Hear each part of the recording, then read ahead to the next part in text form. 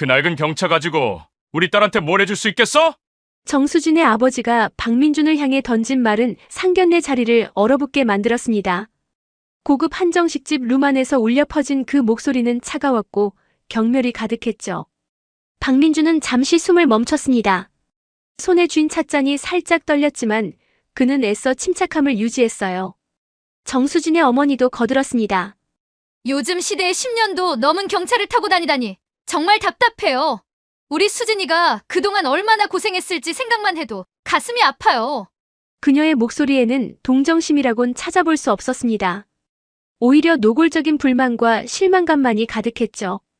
그녀는 계속해서 박민준을 훑어보며 혀를 찼어요.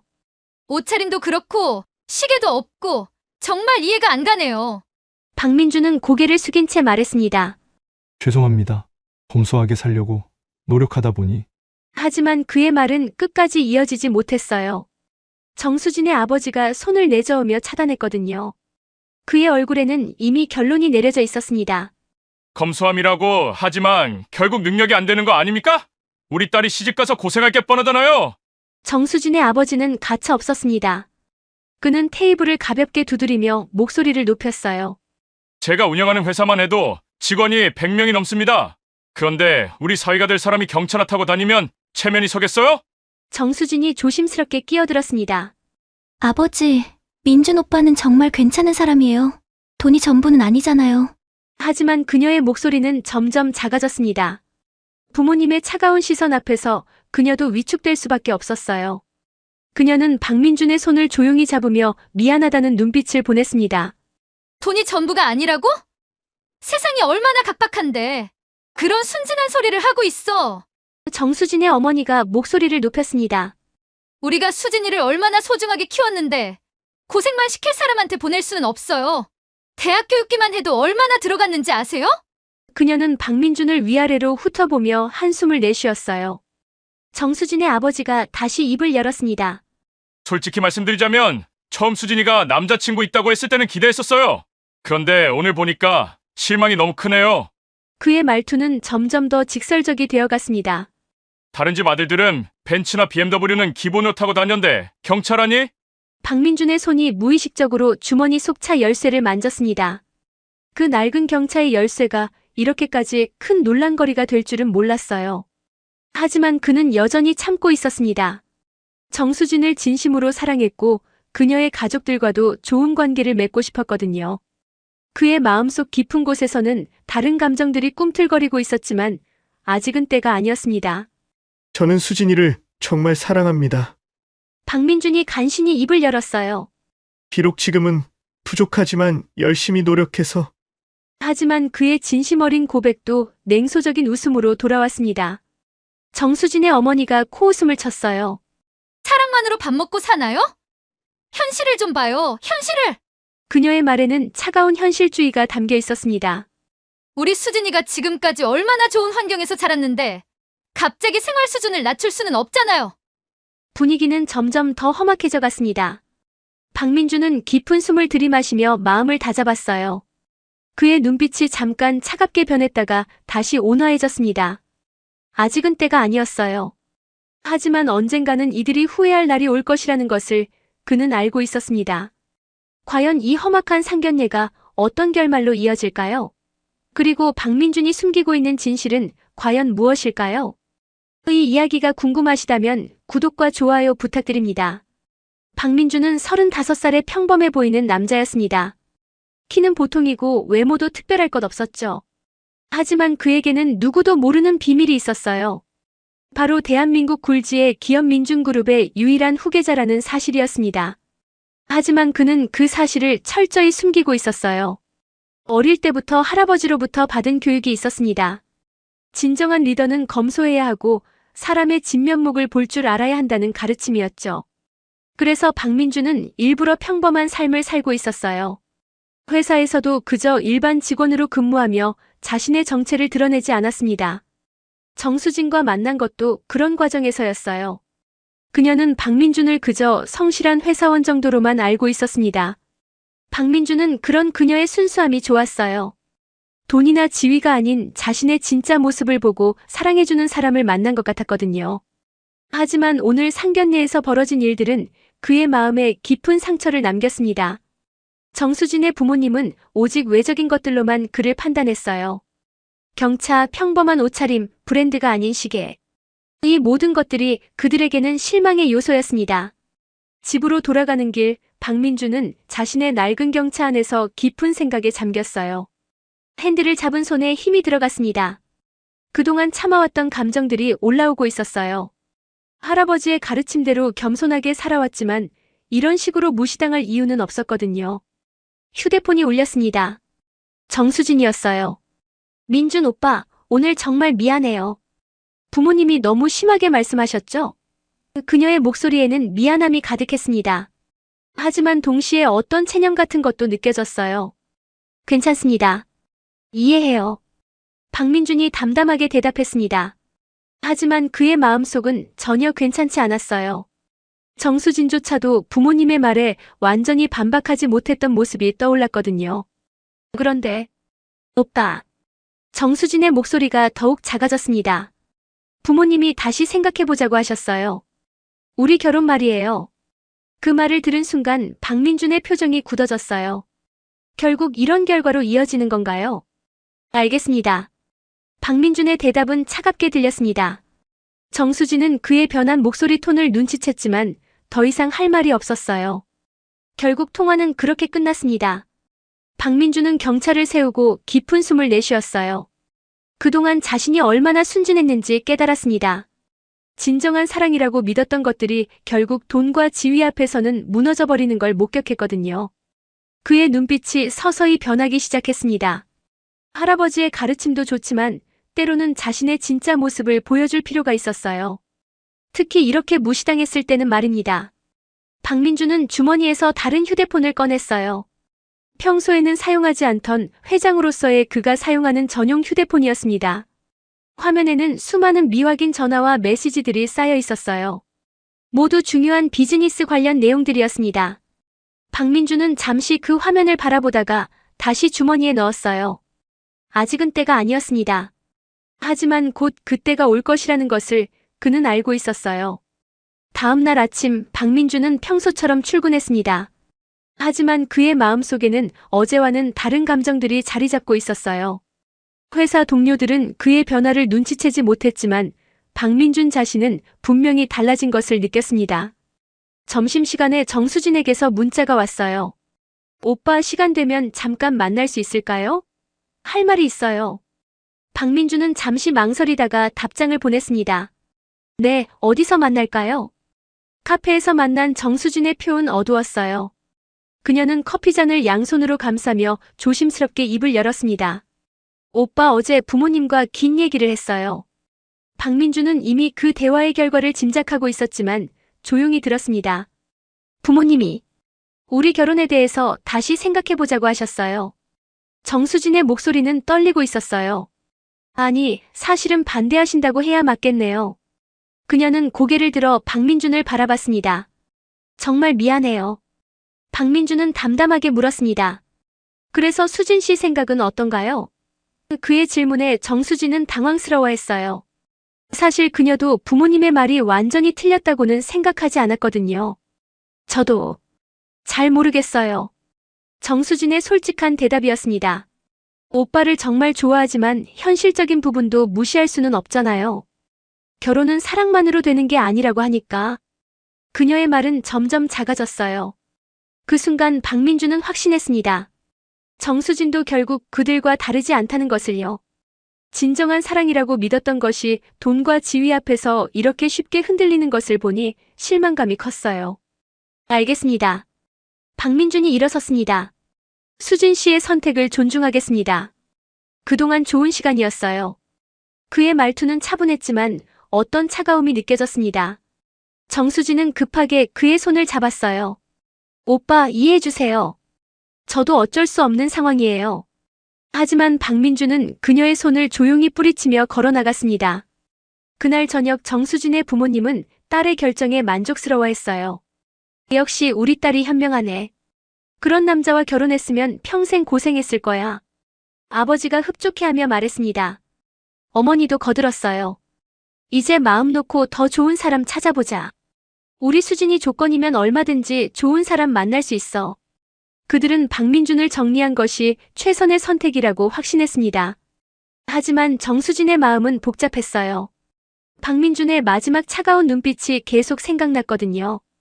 그동안 본 적 없던 표정이었어요. 마치 다른 사람을 보는 것 같았습니다. 며칠 후 정수진의 아버지 회사에 이상한 일들이 일어나기 시작했어요. 주요 거래처들이 하나둘씩 계약을 재검토하겠다는 연락을 해왔습니다. 갑자기 왜 이러는 거지? 그는 당황스러워했어요. 처음에는 일시적인 현상이라고 생각했습니다.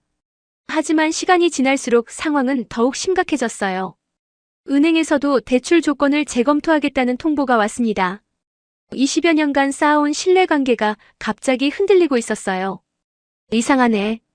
뭔가 잘못되고 있어. 정수진의 아버지는 불안해하기 시작했습니다. 하지만 그는 아직 이 모든 일들이 누구와 연관된 것인지 전혀 알지 못했어요. 박민준이라는 이름은 그의 머릿속에서 이미 잊혀진 과거였거든요. 정수진의 아버지 정철수는 자신이 운영하는 중소제조업체 대경산업의 사장이었습니다. 직원 100여 명 규모의 회사로는 나름 성공한 편이었죠. 그래서 그는 항상 자부심을 가지고 있었어요. 특히 딸의 결혼 상대에 대해서는 더욱 까다로운 기준을 가지고 있었습니다. 수진아, 아빠가 왜 그 남자를 반대하는지 알지? 정철수가 딸을 불러앉히며 말했습니다. 아빠가 이 나이까지 살면서 사람 보는 눈은 생긴 거야. 그 남자는 안 돼. 그의 목소리에는 확신이 가득했어요. 정수진은 여전히 복잡한 마음이었지만 고개를 끄덕였습니다. 네, 아빠.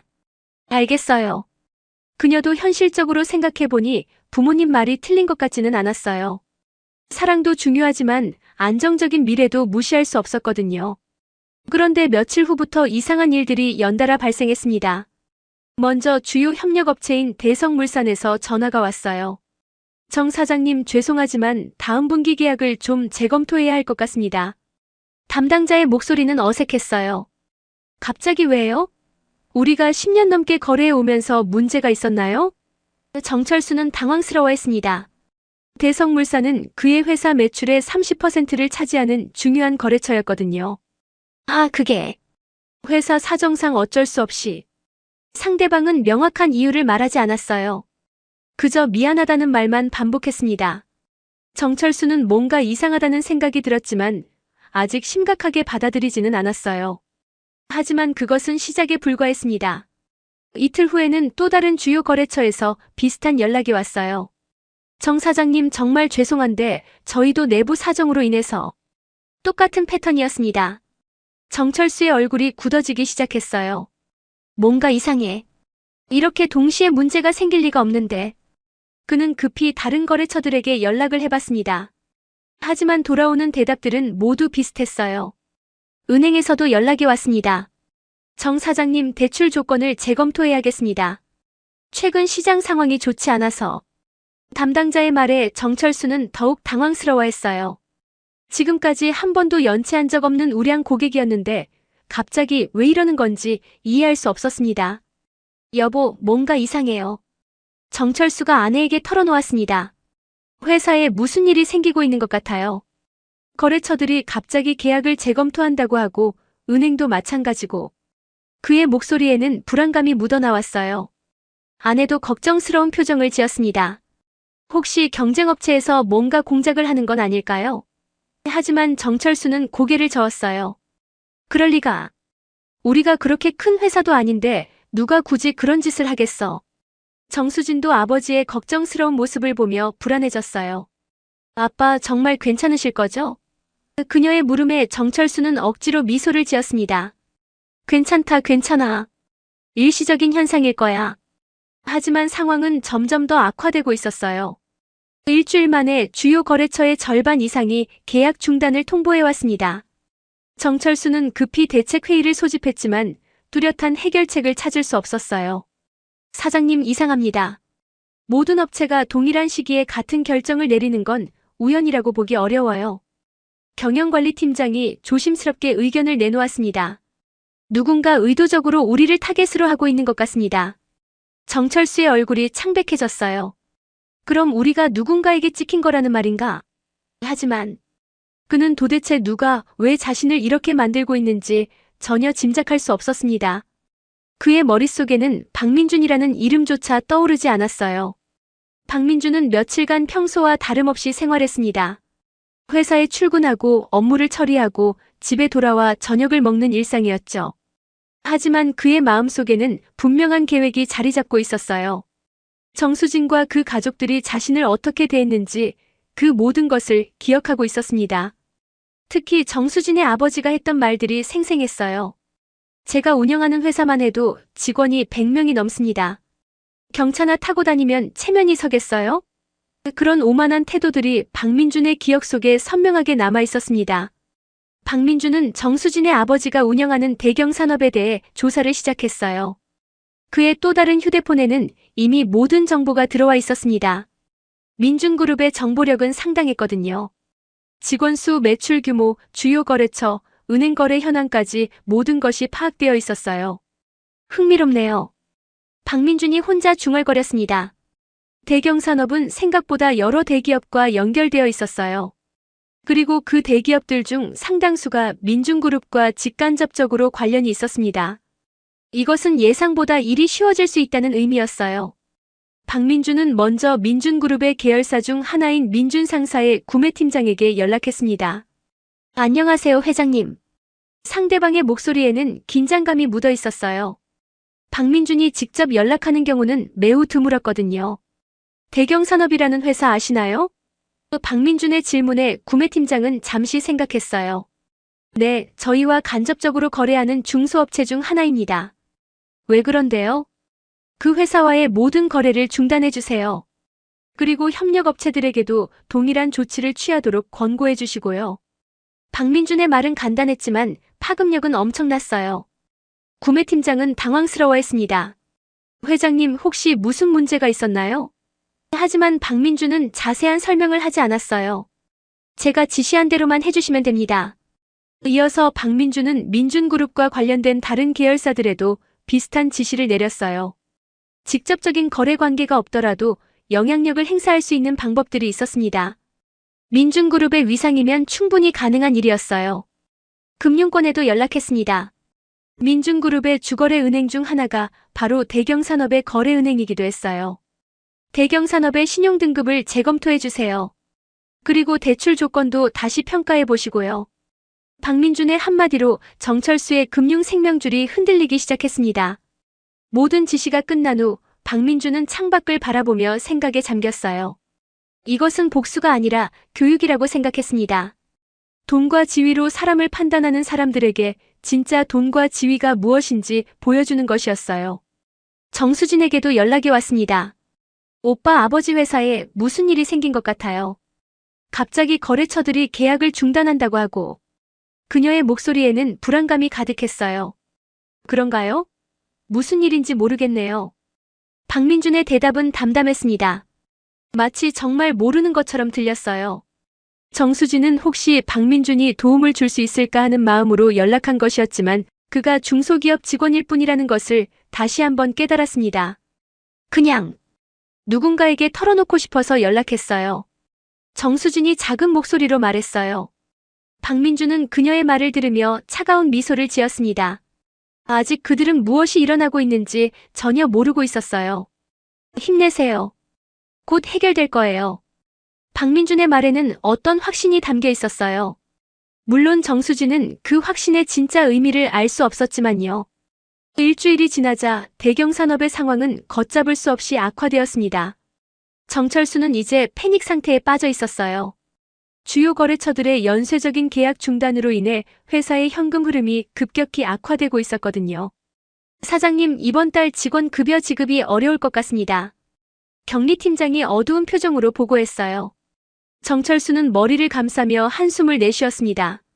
어떻게 이런 일이? 도대체 누가 우리를 이렇게 만든 거야?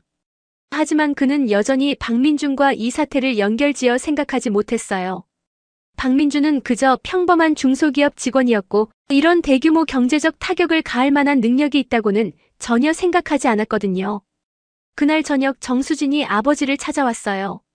아빠, 정말 심각한 거예요? 그녀의 얼굴에는 걱정이 가득했습니다. 정철수는 딸 앞에서 약한 모습을 보이고 싶지 않았지만 현실을 숨길 수는 없었어요. 좀 어려운 상황이긴 하다. 하지만 아빠가 해결할 거야.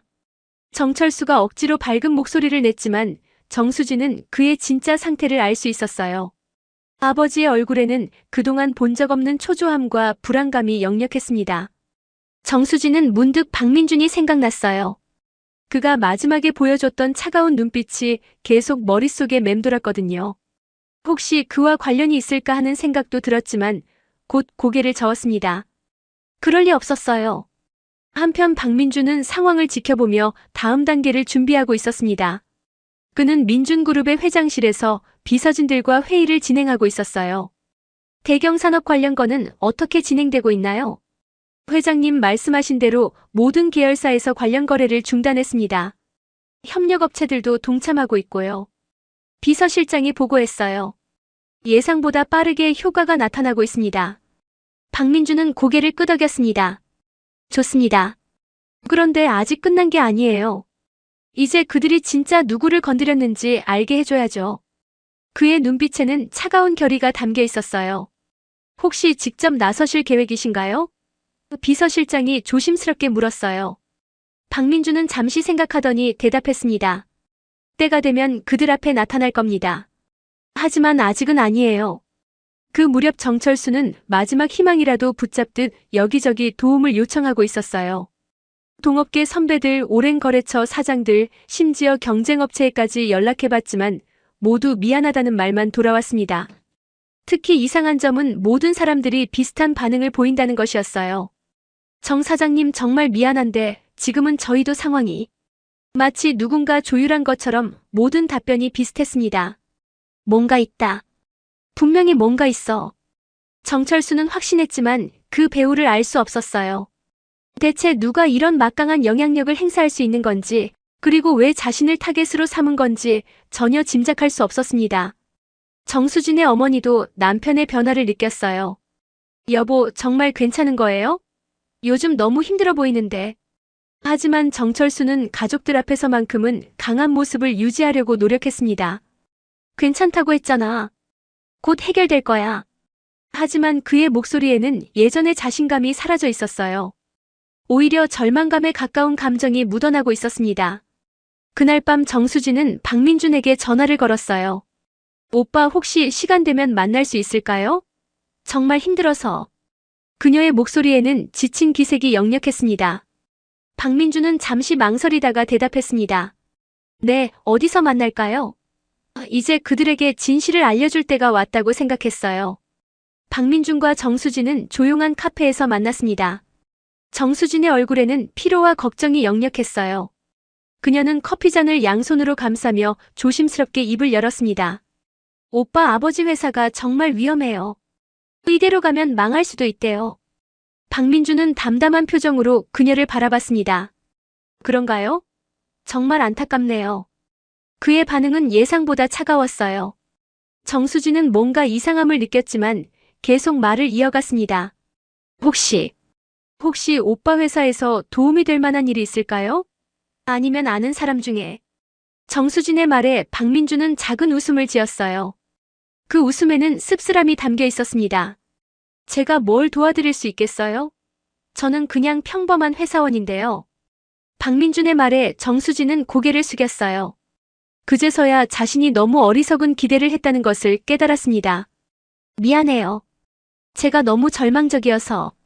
정수진이 사과했어요. 하지만 박민준은 더 이상 참지 않기로 했습니다. 이제 진실을 말할 때가 왔어요. 수진 씨, 한 가지 궁금한 게 있어요. 박민준이 갑자기 진지한 표정을 지었습니다. 만약 제가 정말로 도움을 줄 수 있는 사람이라면 어떻게 하실 건가요? 정수진은 당황스러워했어요. 무슨 말씀이세요? 박민준은 주머니에서 다른 휴대폰을 꺼냈습니다. 정수진이 한 번도 본 적 없는 고급스러운 휴대폰이었어요. 잠깐만요. 박민준이 전화를 걸었습니다. 네, 저예요. 대경산업 관련해서 모든 조치를 해제해주세요. 네, 지금 당장요. 짧은 통화였지만 정수진의 눈이 커졌어요. 오빠, 방금 뭐라고 하신 거예요? 정수진이 떨리는 목소리로 물었습니다. 박민주는 그녀를 차분히 바라보며 말했어요. 수진 씨 아버지 회사에 일어난 모든 일들 제가 한 겁니다. 정수진은 믿을 수 없다는 표정을 지었어요. 말도 안 돼요. 오빠가 어떻게 해? 하지만 박민준의 다음 말에 그녀는 완전히 얼어붙었습니다. 저는 민준그룹의 회장입니다. 박민준, 그러니까 민준그룹의 그 민준이에요. 박민준의 고백에 정수진은 말을 잃었어요. 민준그룹이라면 대한민국에서 손꼽히는 대기업이었거든요. 거짓말이죠? 농담하시는 거죠? 정수진이 간신히 입을 열었어요. 하지만 박민준의 진지한 표정을 보니 농담이 아니라는 것을 알 수 있었습니다. 박민준은 명함 지갑에서 특별한 명함 하나를 꺼냈어요. 민준그룹 회장 박민준이라고 적힌 명함이었습니다. 정수진은 그 명함을 받아들고는 한동안 말을 하지 못했어요. 왜 숨기셨어요? 정수진이 떨리는 목소리로 물었습니다. 박민준은 쓴웃음을 지었어요. 진짜 사랑을 확인하고 싶었거든요. 돈과 지위가 아닌 진정한 저를 사랑해주는 사람을 만나고 싶었어요. 그런데 결과는 어땠나요? 박민준의 질문에 정수진은 고개를 들 수 없었어요. 자신과 가족들이 그를 어떻게 대했는지 너무나 선명하게 기억나고 있었거든요. 수진 씨와 수진 씨 가족분들은 제가 경찰을 탄다고 돈이 없어 보인다고 저를 무시했죠. 그리고 파혼을 선택했고요. 박민준의 말 한마디 한마디가 정수진의 가슴을 찔렀어요. 정수진은 눈물이 나기 시작했습니다. 오빠, 저희가 몰랐어요. 만약 알았다면. 하지만 박민준은 고개를 저었어요. 그게 바로 문제예요. 알았다면 다르게 대했을 거라는 그 생각 말이에요. 진정한 사랑이라면 상대방이 누구든 상관없어야 하는 거 아닌가요? 회장이든 평범한 직장인이든 말이에요. 박민준의 말에 정수진은 완전히 무너졌어요. 그 순간 박민준의 휴대폰이 울렸습니다. 네, 대경산업 관련 조치 해제 완료됐습니다. 모든 거래처에 복구 지시를 내렸고요. 짧은 보고였지만 정수진에게는 충격적이었어요. 이제 수진 씨 아버지 회사는 정상화될 거예요. 하지만 이것으로 우리 사이도 정말 끝입니다.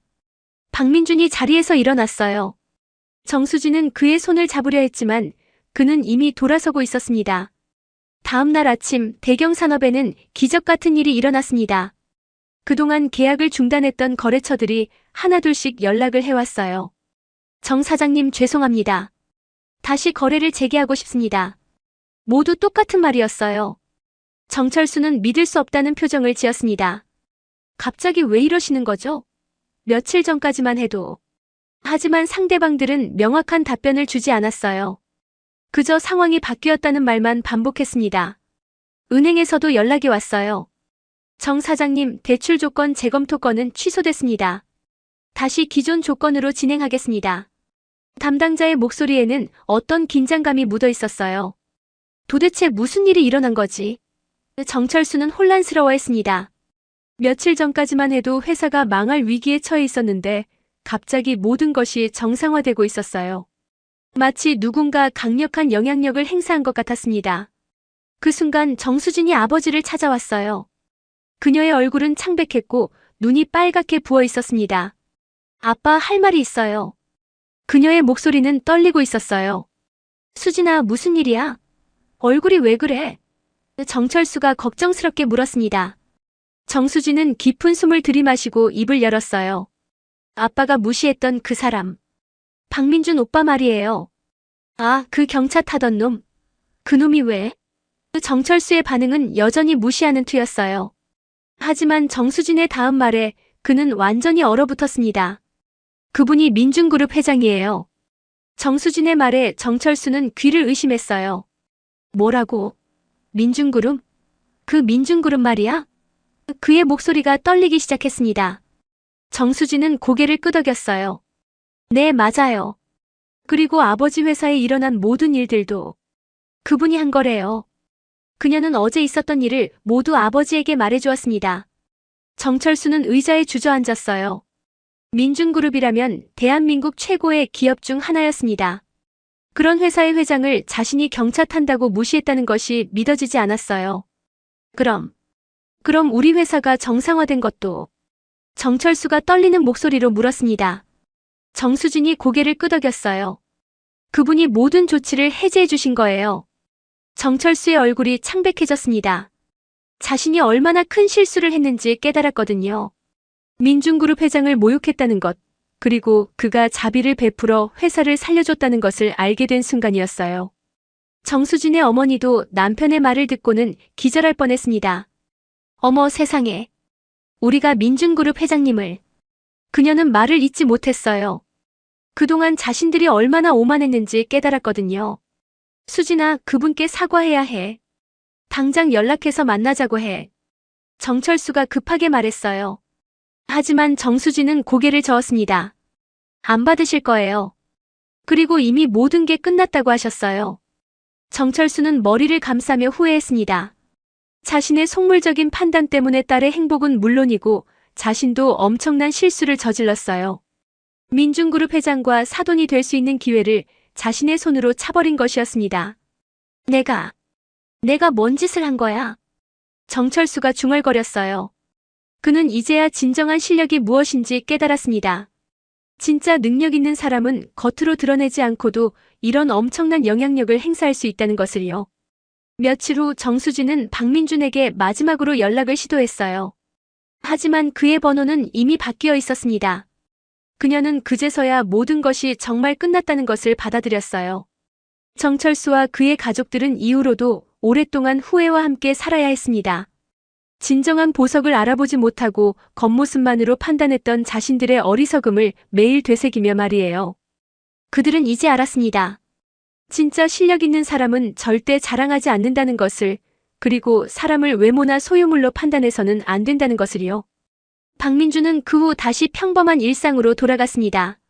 하지만 이번 일을 통해 그도 깨달은 것이 있었어요. 진정한 사랑을 찾기 위해서는 더욱 신중해야 한다는 것을요. 그는 언젠가 자신의 진짜 모습을 있는 그대로 사랑해줄 사람을 만날 것이라고 믿었습니다. 오늘 이야기가 여러분의 마음에 와닿으셨나요?